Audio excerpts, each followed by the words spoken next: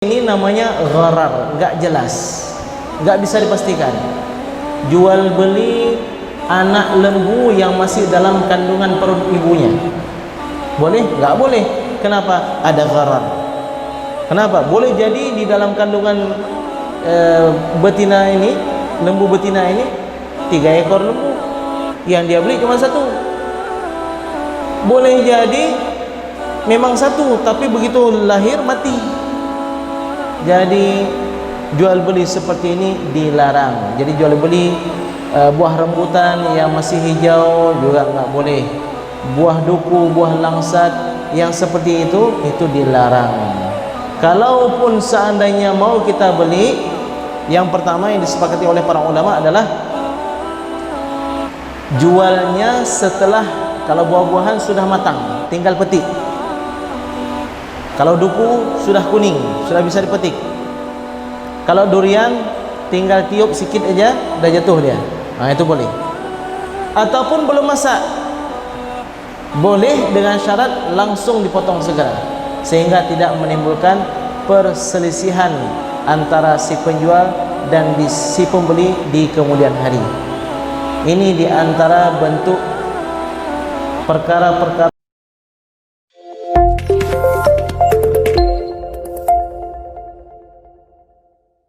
Assalamualaikum warahmatullahi wabarakatuh.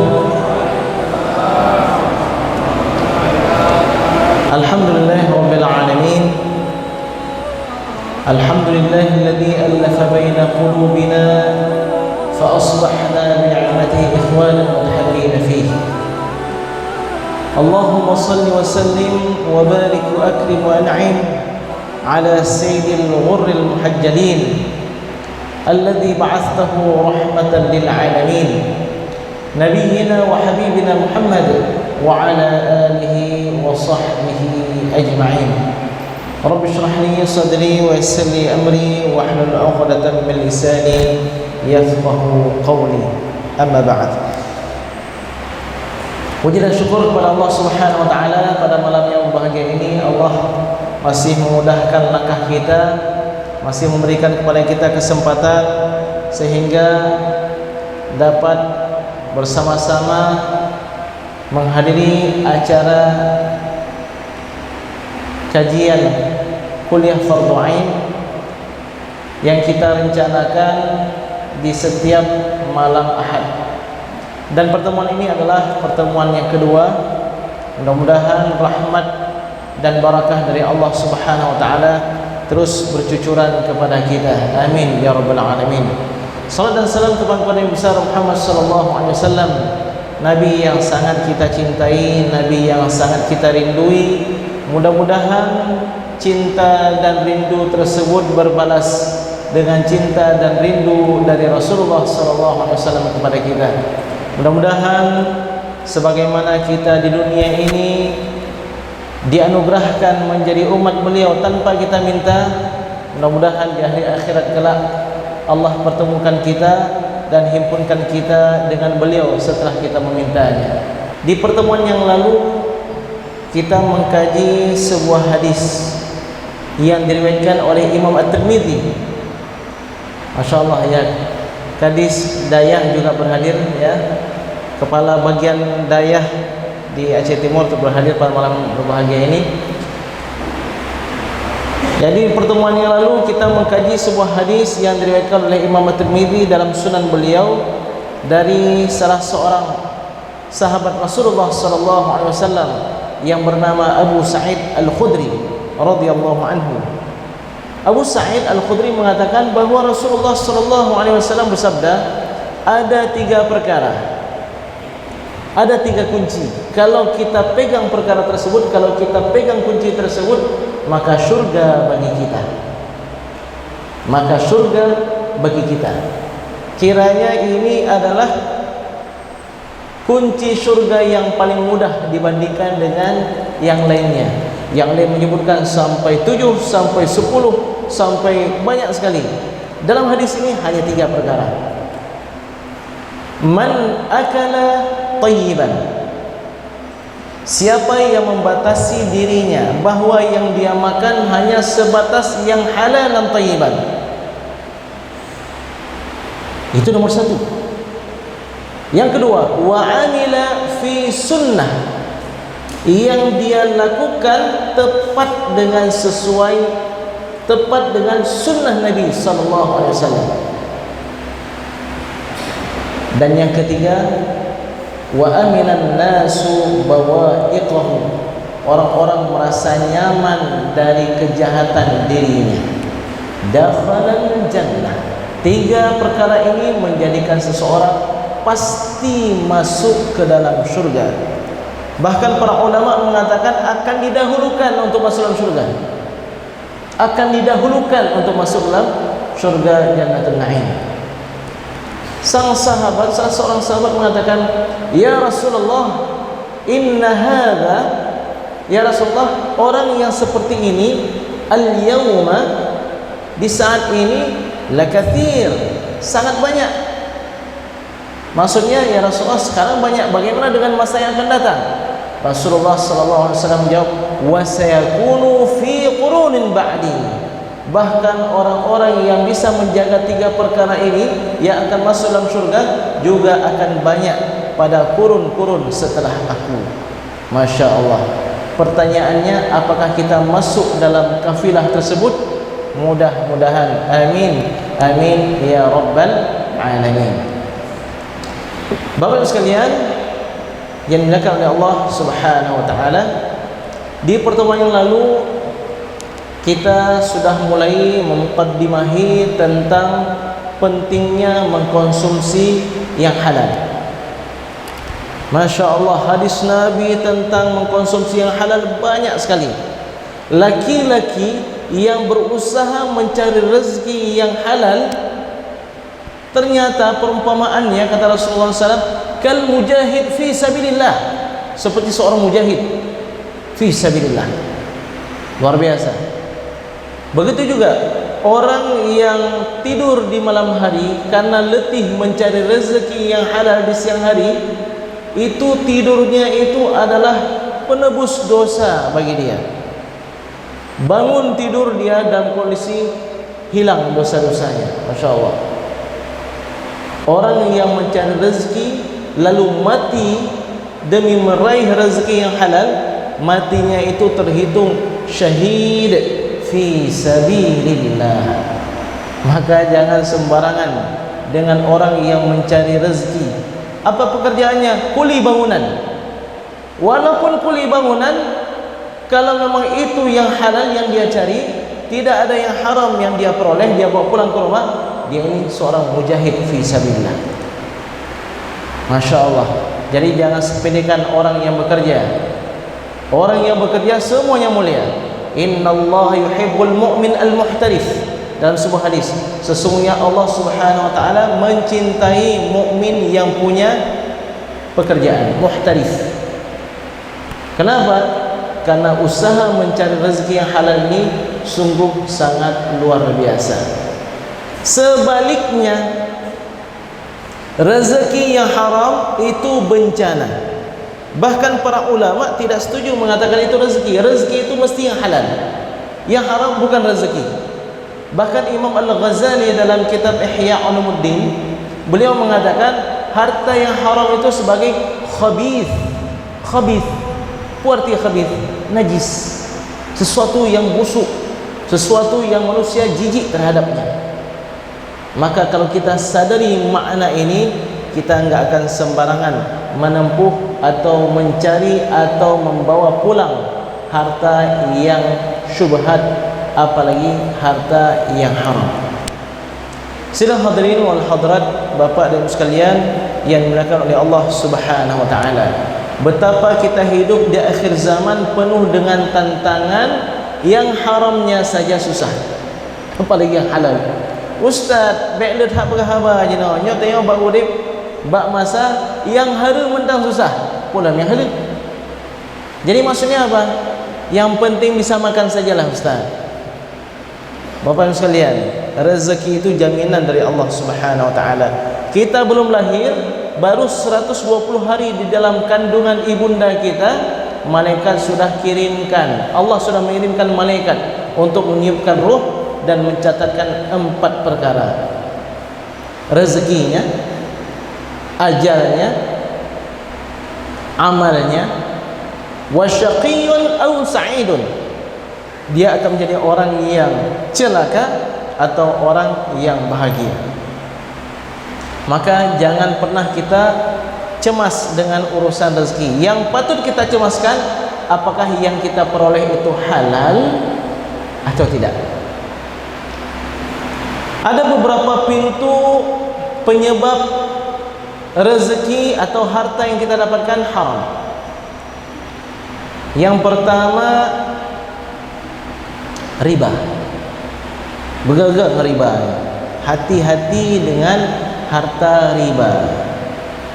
Memang terlihat sepele, tapi Rasulullah SAW sabda, la dirhamun min riba, satu dirham yang kita dapatkan dari uang riba, sungguh dia lebih berat, lebih dahsyat, lebih parah di sisi Allah Subhanahu wa taala min sittin wa thalathina zaniyah, daripada 36 kali zina.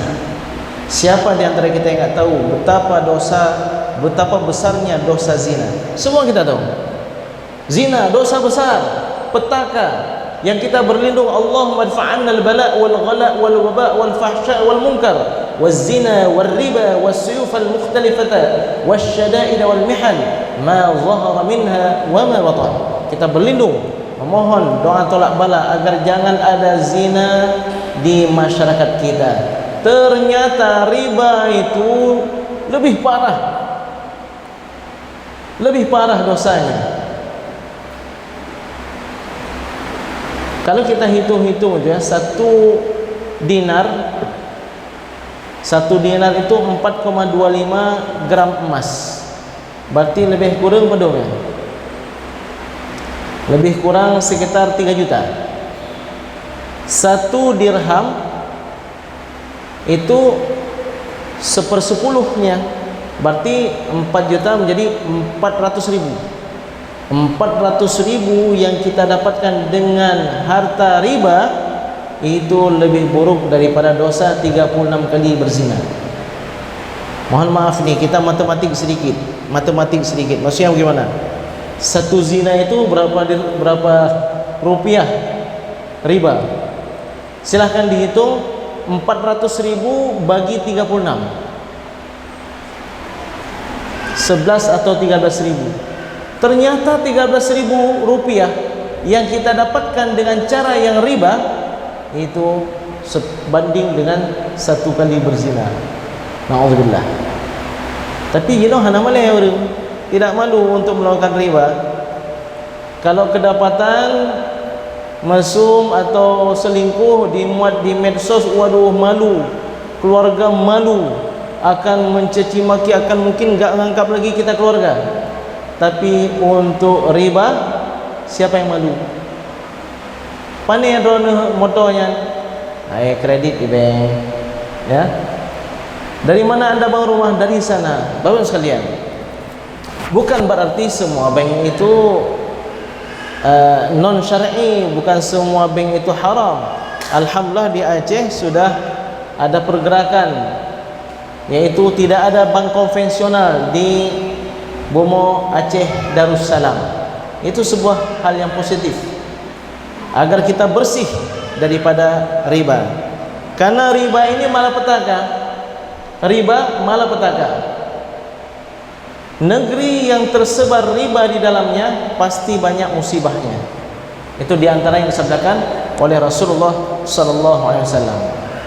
Baik, riba kamu faham kamu Ustaz, ribanya bahaya. Tapi apa maksud riba? Bagaimana dikatakan riba? Riba itu banyak bentuknya. Di antaranya yang paling masyhur dikatakan oleh para ulama, ada riba dalam utang piutang dan ada riba dalam jual beli.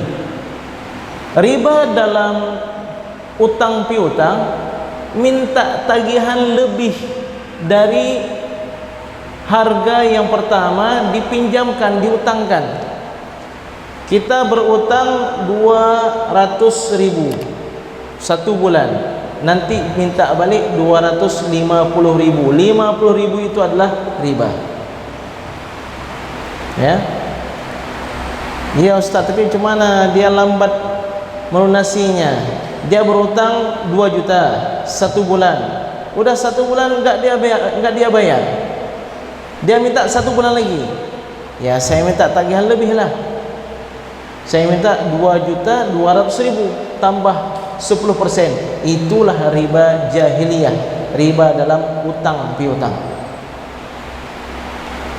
Ada juga yang bertanya, Ustaz, bagaimana dengan simpan pinjam di koperasi? Koperasi bagaimana? Koperasi syariah, Ustaz. Oh ya, koperasi syariah berarti syariah lah. Jadi ceritanya begini, Ustaz. Kami berutang 5 juta. Ya. Kami berutang 5 juta. Nanti bayarnya 5 juta juga, Ustaz. Oh, Masya Allah, itu syariah.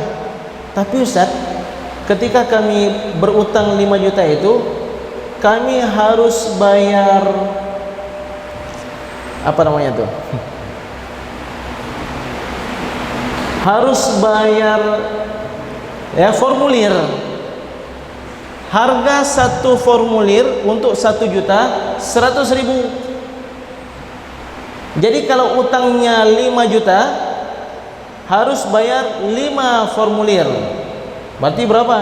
500.000. Saya pun bertanya, Pak, itu formulirnya memangnya terbuat dari apa kalau bisa 500.000?